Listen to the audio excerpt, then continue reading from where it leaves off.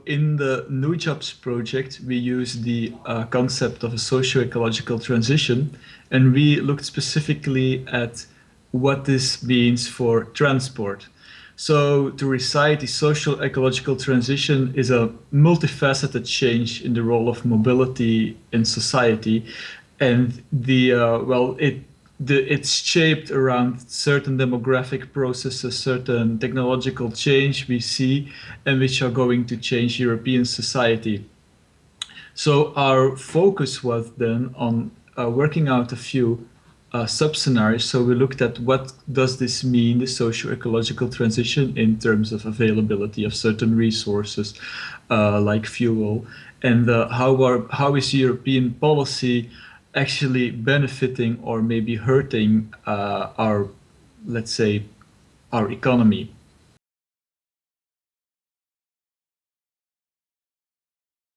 What we saw in our results is that the let's at least a combination of EU policies which we supposed, which go toward implementing more fuel efficiency, and which are also implementing a certain kind of behavioral change, can reduce emissions, so they can be beneficial for environment, and as well create some job creation.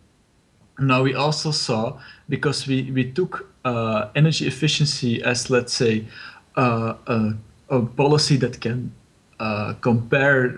be compared with, let's say, fuel efficiency improvement and other efficiency improvement. We saw that this was particularly large for normal, just overall energy efficiency was actually the most effective policy in as an overall to both stimulate, let's say, job market and reduce emissions.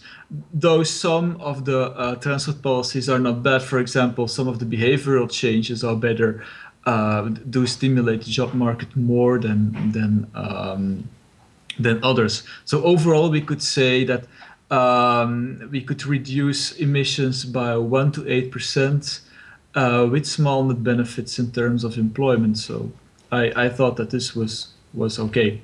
I'll just give one other result, which I think is important, is that we saw that the implementation of electric vehicles was not particularly stimulating on the job market. I don't know if this was what policymakers would like, but they and we also saw that there would be a shift, at least both from the policy view as from the let's say the processes that work in the background of the EU economy, towards more service-oriented transport and less importance for the manufacturing sector.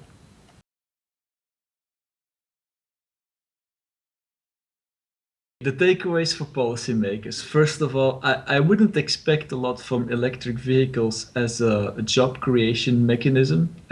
I think, I don't know if certain policymakers do expect that, but I fear that we saw that the introduction of electric vehicles reduced the demand for maintenance vehicle services, that the electric vehicle production, let's say, stimulating this part of the manufacturing sector, has actually not so much effect, because the manufacturing sector will probably diminish in importance in the EU economy, and the reduction in fuels from taxation will probably also work on the EU budget. So I think that's an important result we made.